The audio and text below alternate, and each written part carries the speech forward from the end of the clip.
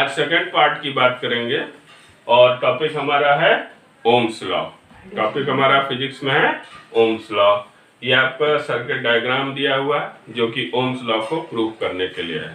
तो पहले बताते हैं ओम्स लॉ होता क्या है। According to the Ohm's law, according to Ohm's law,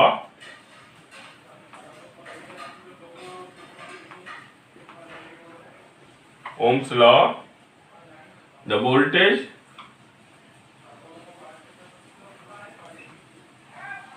is directly proportional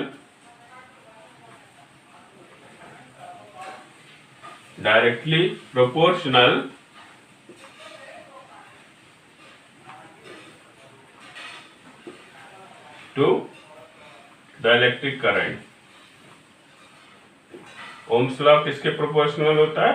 electric current के। Means V is directly proportional to I। V हमारा किसके प्रोपोर्शनल है? वोल्टेज करंट के है ओम्स लॉ के अकॉर्डिंग। साइन ऑफ प्रोपोर्शनलिटी हटाते हैं तो इट गिव्स अ कांस्टेंट। यहाँ पर कांस्टेंट आता है R और कांस्टेंट R कहलाता है हमारा रेजिस्टेंस। R क्या कहलाता है? Resistance. The unit of resistance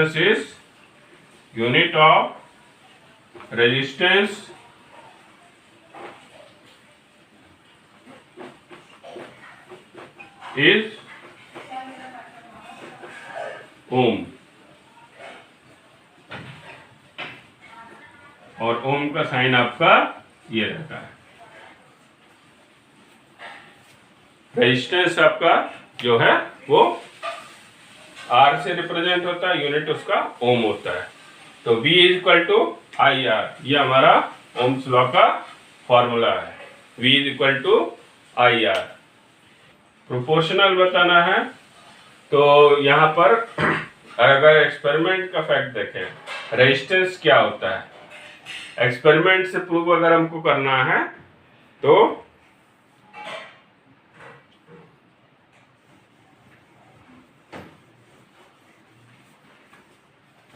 यहां पर आपको सर्किट डायग्राम दिख रहा होगा। ये आपका प्रैक्टिकल एप्लीकेशन होता है to prove the Ohm's law. जो सर्किट डायग्राम है जिसमें आपका 4 सेट ऑफ सेल्स लगाए गए हैं, बैटरी, और ये हमारा रेजिस्टेंस है, साथ में यहाँ एमीटर लगाया है और रेजिस्टेंस के दोनों पॉइंट पर वोल्टमीटर लगाया है। वोल्टमीटर किसकी रीडिंग रीड करेगा? The voltage. और एमीटर किसकी मीटर रीडिंग में मेजर करेगा? करंट एम आई की। एमीटर आई की और वोल्टमीटर वी का मेजरमेंट करेगा। तो पहले हम करते क्या है कि वेरिएबलिटी लाते हैं वोल्टेज में। तो पहले हम पहला वोल्टेज लगाते हैं, यानी कि पहला बैटरी सेल्स लगाते हैं और सर्किट हमारा यहाँ से कंप्लीट करते हैं। तो 2 रीडिंग आती है वोल्टमीटर में और एमीटर में। तो वोल्टमीटर में हमारी एक रीडिंग आती है और एक रीडिंग हमारी एमीटर में आती है। एमीटर में आई मेजर होगा और वोल्टमीटर में तो वी मेजर होगा। तो यहाँ पर एक रीडिंग नोट कर लेंगे x1 और यहाँ पर दूसरी रीडिंग नोट कर लेंगे y1, जबकि एक सेल यूज हो रहा है। फिर हम करते क्या है, सेकेंड पॉइंट में यहां से सर्किट को जोड़ देते हैं तो 2 सेल आ जाता है, तो हमारा रीडिंग आ जाता है y और 2x2। फिर उसके बाद ऐसे साइमल्टेनियसली y3, x3, y4 और x4। अब जब रेशियो निकालते हैं यानी V अपॉन I, यहां पर हम रेशियो निकालेंगे, यानी V हो जाएगा हमारा x1 और y हो जाएगा, सॉरी I हो जाएगा y1, और यहां पर x2 y2, यहां पर x3 y3। यहाँ पर दूसरी रीडिंग आएगी आपकी x4 और y4 की। फिर इसमें हम वैल्यू निकालेंगे x4 अपॉन y4 का। तो हर जगह पर यहाँ पर रीडिंग जो आती है वो कांस्टेंट आती है। रीडिंग जो आती है हमारी, रेशियो जितना भी आता है वो कांस्टेंट आता है। तो at every moment of times, हर एक बार सेल को जोड़ने पर V अपॉन I कांस्टेंट आता है, जिसको हम रेजिस्टेंस कहते हैं, जो कि यहाँ पर इस रेजिस्टेंस को मेजर करेगा। और रेजिस्टेंस जैसे कि बताया था, जो भी आपके ऑपरेटर सेट्स होते हैं, इलेक्ट्रिक अप्लायंसेस जो लगे रहते हैं, वो सारे रेजिस्टेंस का काम करते हैं और वायर हमारा कंडक्टर का काम करता है। अगला हमारा टॉपिक है फैक्टर्स अफेक्ट्स रेजिस्टेंस आर। कौन से फैक्टर्स हैं जो कि रेजिस्टेंस को अफेक्ट करते हैं? तो यहाँ पर सेट ऑफ इंस्ट्रूमेंट लगाया गया है, कनेक्टिविटी और करंट का फ्लो कराया गया है। तो यहाँ पर जो है करंट का फ्लो कराते हैं कि अब 1 2 3 4 यहाँ पर नाइक्रोम वायर यूज किया गया है 3 जगह। कौन सा वायर यूज किया गया? Nichrome.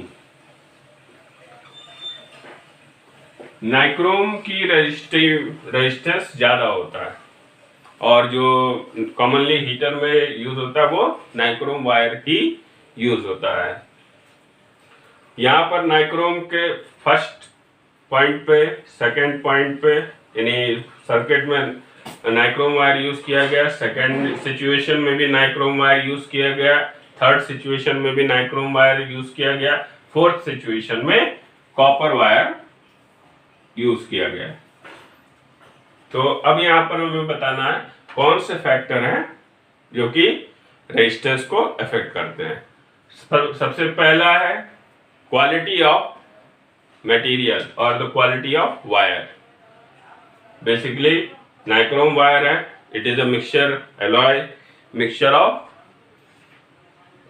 The metals. Then second condition में हमारा लेंथ जो है हमने बढ़ा दिया है।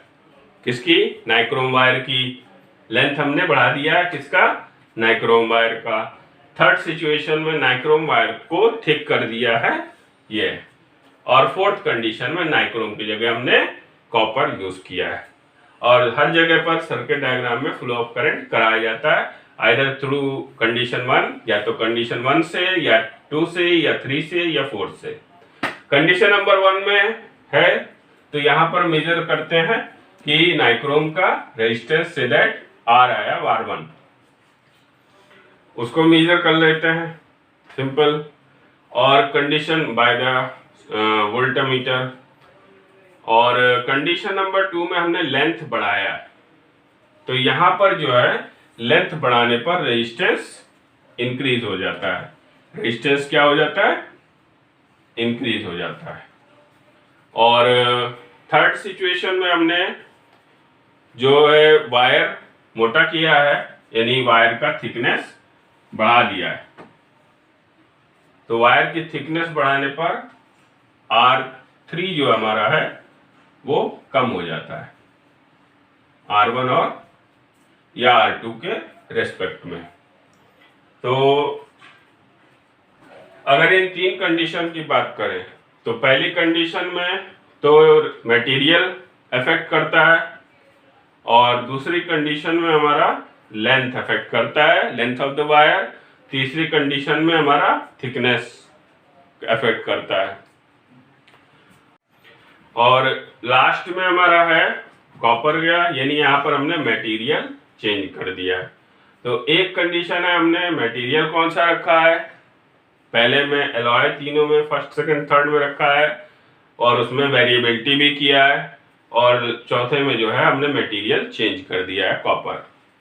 तो यहाँ पर देखते हैं कि जब R1 यानी कि पहला रेजिस्टेंस मेजर करते हैं तो क्या होता था, पहला रेजिस्टेंस हमारा नाइक्रोम का है तो R1 आता था, दूसरे में हमने लेंथ ऑफ द वायर बढ़ा दिया R2 जो कि ग्रेटर है। तीसरे कंडीशन में हमने यानी लेंथ ग्रेटर है तो यहाँ पर जो है रेजिस्टेंस ज़्यादा हो जाता है R2 किससे, R1 से। और तीसरे कंडीशन में थिकनेस बढ़ा दिया था तो R3 जो है कम हो जाता है R2 से और R1 से। और लास्ट कंडीशन में हमने कॉपर यूज किया है तो एलॉय का रेजिस्टेंस ज़्यादा होता है और मेटल कॉपर है तो उसका रेजिस्टेंस कम होता है। तो यहाँ पर रेजिस्टेंस सिंपल कम आता है मटेरियल के अकॉर्डिंग। अब यहाँ पर अगर देखें कि कंडीशन में अगर प्रैक्टिकली देखें फॉर्मूला बेस्ड अगर देखें तो रेजिस्टेंस हमारा लेंथ के क्या हो रहा है, प्रोपोर्शनल हो रहा है। यानी लेंथ बढ़ा रहे हैं तो रेजिस्टेंस बढ़ रहा है, यानी length resistance is proportional to length of the wire. Second, length resistance is inversely proportional to the area of cross section. ये हमारा क्या है, area of cross section of the wire, area of cross section of the wire. तो अगर collectively दोनों को देखें, R is proportional to L upon A। R किसके प्रोपोर्शनल है, लेंथ के, और इनवर्सली प्रोपोर्शनल है एरिया ऑफ क्रॉस सेक्शन के। यहाँ प्रोपोर्शनलिटी का साइन हटाएंगे तो हमारा एक कांस्टेंट लगेगा रो, और जिसको क्या बोलेंगे, resistivity. Rho is called resistivity.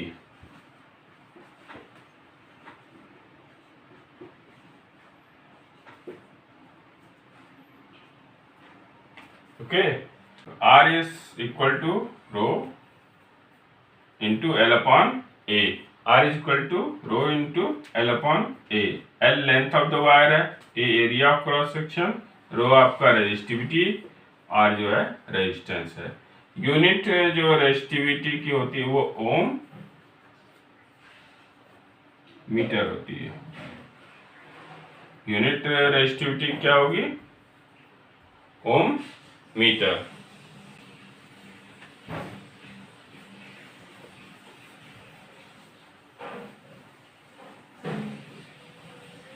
अब रेजिस्टिविटी मटेरियल्स पे डिपेंड करती है, यानी हमारा करंट का फ्लो मटेरियल पे डिपेंड करता है, या जो रेजिस्टेंस है फैक्टर R वो किस पे डिपेंड करता है। पहला, नेचर ऑफ वायर, दूसरा टेम्परेचर,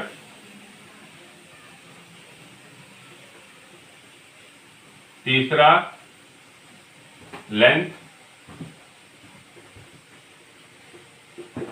और चौथा जो आपका area of cross section, area of cross section. अब यहां पर एरिया क्या है, कैसा है, सर्कल है। एरिया कैसा है, वायर का सर्कल है। तो area of cross section circle है, तो यहाँ पर एरिया कितना आएगा इसका, पाई आर स्क्वायर। एरिया कितना आएगा, पाई आर स्क्वायर। तो चार फैक्टर पे हमारे रेजिस्टेंस डिपेंड करते हैं। पहला, नेचर ऑफ वायर, यानी अगर आपका एलॉय है जस्ट लाइक नाइक्रोम तो वहां पर उसमें रेजिस्टेंस ज़्यादा होगा। टेम्परेचर है तो उस पर भी रेजिस्टेंस डिपेंड करेगा। लेंथ है तो उस पर भी रेजिस्टेंस डिपेंड करेगा, यानी जब लेंथ ऑफ द वायर ज़्यादा होगी तो रेजिस्टेंस ज़्यादा होगा। और एरिया ऑफ क्रॉस सेक्शन अगर ज़्यादा है तो वहाँ पर रेजिस्टेंस कम होगा। तो एलॉय जो हमारे होम अप्लायंसेस हैं उसमें यूज़ होते हैं, जैसे लाइक हीटर बताया था, और जो भी आपका टोस्टर होता है वो भी आपका एलॉय उसमें यूज़ होता है जिसका रेजिस्टेंस ज़्यादा होता है। और जो इलेक्ट्रिसिटी के वायर्स रन करते हैं घरों में इलेक्ट्रिसिटी प्रोवाइड करने के लिए, वो हमारे एल्युमिनियम और कॉपर के मिक्सचर होते हैं, ताकि उनकी रेजिस्टिविटी का जो है वैल्यू ज़्यादा हो, कम हो सॉरी, और वहाँ पर कंडक्शन ज़्यादा हो। एलॉय की रेजिस्टिविटी कम होती है 10⁻⁸ ओम मीटर की रेंज में, और इंसुलेटर की रेजिस्टिविटी ज़्यादा होती है ओम मीटर के रेंज में। तो कह सकते हैं जितनी ज़्यादा रेजिस्टिविटी होगी उतना ही कम कंडक्टिविटी होगी, और जितनी कम रेजिस्टिविटी होगी उतना ही ज़्यादा कंडक्शन होगा।